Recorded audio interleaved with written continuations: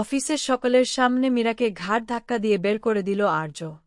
আমরা এমনটাই দেখতে পারব আজকের পর্বে, চলুন বিস্তারিত জেনে নেই। শুরুতে দেখা যায় অফিসাররা তখন আর কোনো কথা শুনছে না। অফিসে আপনাকে বলছে আপনি সরে যান, না হলে কিন্তু আপনারা যাবে না। আসলে ওদের কাছে যেতে গেলে আগে আমাকে সরাতে হবে বলে তারা দৃঢ়প্রতিজ্ঞ। অফিসাররা বলল, আপনি বাধ্য করলেন ম্যাডাম, আমাদের অ্যাকশন নিতে হবে। ওরা তো আপনাকে সরিয়ে দিয়ে একেবারে কর্মচারীদের উপর ঝাঁপিয়ে পড়ে। অফিসাররা মারতে শুরু করে দেয়। অপর্ণা ছুটে গিয়েই তাদের সামনে গিয়ে দাঁড়ায়। অপর্ণা বলে, কর্মচারীর সেদিন ওদের গায়ে একটা হাত দেবেন না, ওদেরকে মারতে হলে আগে আমাকে মারুন। অফিসার তখন কর্মচারীদের মধ্যে বলে, এখান থেকে যদি কাজ না করো তাহলে সবটাকে ধরে নিয়ে যাব। অপর্ণা তখন বলে, কেউ এখান থেকে কোথাও যাবে না। অপর্ণা একে একে সবাইকে ধরে শক্ত করে ধরে নিয়ে বলল, আপনি এখানে থেকে যেত না, এবং উনাদেরকে যদি এখান থেকে সরাতে হয় তাহলে আমাদের একসঙ্গে এখান থেকে সরানো হবে। অফিসার বলে, আপনি কিন্তু আমাদের বাধ্য করছেন ম্যাডাম, অ্যাকশন নিতে রাজি নন। তারপর রাজলক্ষ্মী অফিসারকে বলল যে আমি আর্য সিংহ রায়, আমি বলছি আপনারা এখান থেকে প্লিজ চলে যান। অফিসাররা ওখান থেকে চলে যায়। অপর্ণা কর্মচারীদের বলে, আচ্ছা এবার আপনি একটু ভালো করে কাজ করুন। তবু কর্মচারীরা বোঝে না, তারা বলে আমরা কাজ করব না।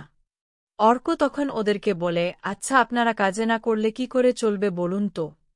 তখন কর্মচারীরা বলে, আমাদেরও তো ভালো লাগে না, উনি যখন আছেন আমাদের ভালোই হচ্ছে না। রাজলক্ষ্মী কর্মচারীদের বলে, কি বললেন অপর্ণার জন্য যে 2 মিনিট আগে আপনাদেরকে পুলিশের হাত থেকে বাঁচালো, তার জন্য আমি অনুরোধ করছি। কর্মচারীরা বলে, দেখুন আমি শুধু আমার কর্তব্যটুকু করেছি, আমি কোম্পানির হয়ে শুধু আপনাদের সাথে কথা বলছিলাম। আমি এই কোম্পানির চাকরি করি, কিন্তু আমি চাই না যে আমাদের কোম্পানির কোনো বড় ক্ষতি হয়ে যাক, এই কারণে আমি আপনাদের কাছে অনুরোধ করছি। এরপর আপনারা যা বুঝবেন তাই করবেন। আপনারা যদি কাজে ফিরতে না যান আমি যাচ্ছি, আমি কাজ শুরু করব, তখন আমরা নিজেই ঠিক করে কাজ করব। ভিতরে ঢুকতেই কর্মচারীরা বুঝতে পারে যে উনি নিজে কাজ করবে। তখন একজন বলে, তবে এটা ঠিক যে উনি আমাদের পুলিশের হাত থেকে বাঁচিয়েছেন, পুলিশকে ভিতরে ঢুকতে দেননি। অন্যজন বলে, হ্যাঁ এটা ঠিক, আমরা অনেক কিছু পেয়েছি, তাই 2-3 দিন মানে না, পরে কাজ করব। অপর্ণা ফ্যাক্টরির ভিতরে ঢুকে চারিদিকে শাড়ি দেখে, তখন উপরে থেকে হঠাৎ একটি কাঠের বাক্স পড়ে অপর্ণার গায়ে। আর্য ছুটে এসে অপর্ণাকে বাঁচিয়ে দেয়। জল্পনা বলে, তুমি ঠিক আছো তো অপর্ণা, দেখে তো কাজ বোঝে কোথায় গিয়েছিলে। আমি তোমার সঙ্গে কতবার যোগাযোগ করার চেষ্টা করেছি, তোমার ধারণা আছে আমি কি ভয় পেয়েছিলাম। অপর্ণা বলে, তার থেকেও বড় ঘটনা ঘটেছে। আর যা বলছে, তুমি তো সবটা সামনে দিয়ে ছুঁয়েও দেখোনি, তুমি তো আমাকে ছাড়া সবকিছু পেরেছ।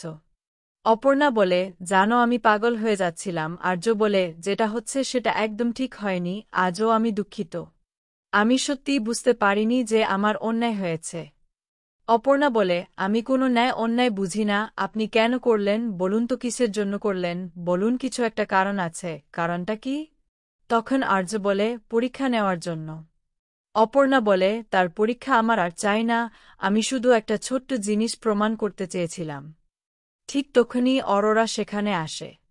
মুকেশের চোখে দেখে অবাক রাজলক্ষ্মী, আর অর্ক দৌড়ে গিয়ে রাজলক্ষ্মীকে জড়িয়ে ধরে বলে, মা দাদা ফিরে এসেছে, এখন আর কোনো টেনশন নেই। রাজলক্ষ্মী বলে, তোমরা সবাই মিলে টেনশন করছিলে? অর্ক বলে, তুমি জানো না দাদা, এখানে তুমি না থাকলে কি অবস্থা হয়েছিল।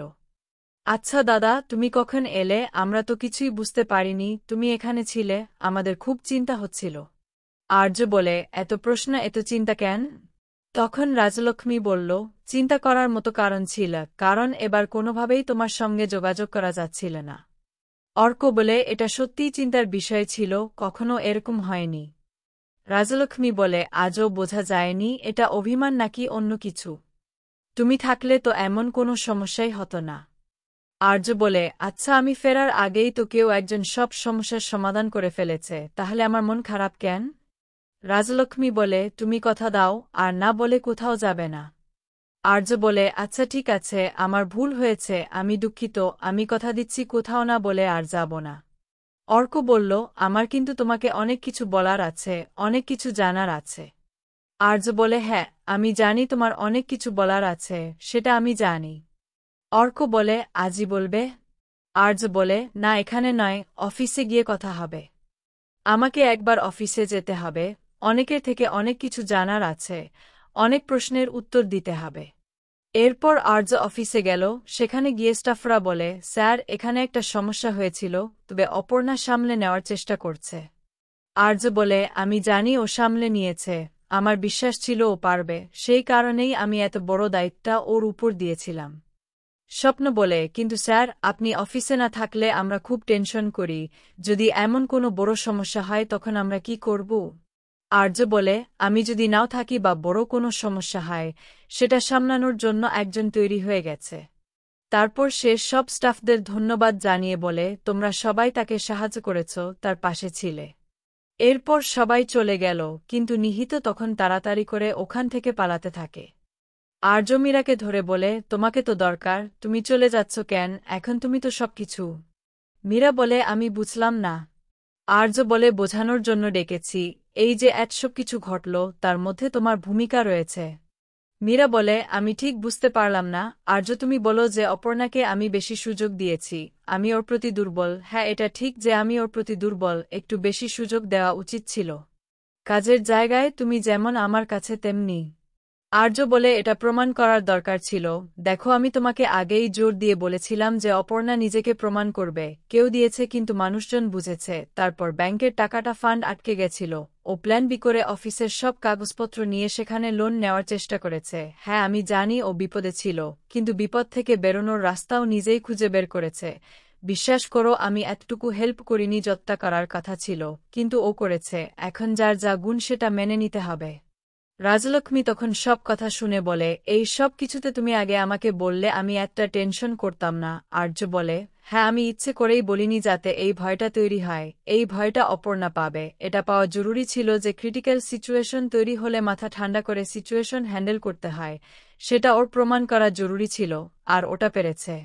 আর এগুলো যদি আমি তোমাকে বলতাম তো ভয়টা থাকতো না, চাপ সৃষ্টি হতো না। তবে হ্যাঁ, সবকিছু একজনেই জানত, আমার বন্ধু কিঙ্কর। ও সবকিছু জানত, ওকে আমি সবকিছু বলতে বারণ করেছিলাম, ও আমার কথা মতো সবকিছু করেছে।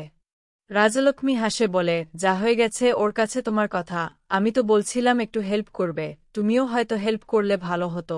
তুমি আমার কথা শুনলে সবকিছু বদলে যেতে পারত। এখন বলতেই পারি না, তুমি পেরেছ। তবুও আমি শান্তি পাচ্ছি যে এরপর তোমার যোগ্যতা নিয়ে কেউ প্রশ্ন তুলতে পারবে না। মীরার তবু তেজ কমেনি। মীরা বলে, আমি এখনো বলবো না পেয়েছে, তার কারণ তোমার মাথার উপরে ছিল। তুমি ওর ওপর ছাতার মতো আছো, না থাকলেও কখনো পারত না। আর্য, তুমিও থাকলে ও তো বলতো যে এই কোম্পানি তোমারই। এই কোম্পানির জন্য যে তুমি জঘন্য কাজ করেছে সেটা কিছুই কাজে দেয় না। এটাই দুঃখের বিষয়। তুমি যা করেছ সেটা আমি জানি। তুমি প্রথমে গিয়ে সাপ্লাই বাধা দেও, ব্যাংকে গিয়েকে প্রত্যেকটা অ্যাকাউন্ট মিস করিয়ে চেয়েছ, এমনকি আমাদের সবচেয়ে কাছের লেবারদের মনে বিষ ঢুকানোর চেষ্টা করেছ। আগামী পর্বে কি ঘটবে জানতে চোখ রাখুন আমাদের চ্যানেলে। আপডেট পেতে চ্যানেলটি সাবস্ক্রাইব করে রাখুন।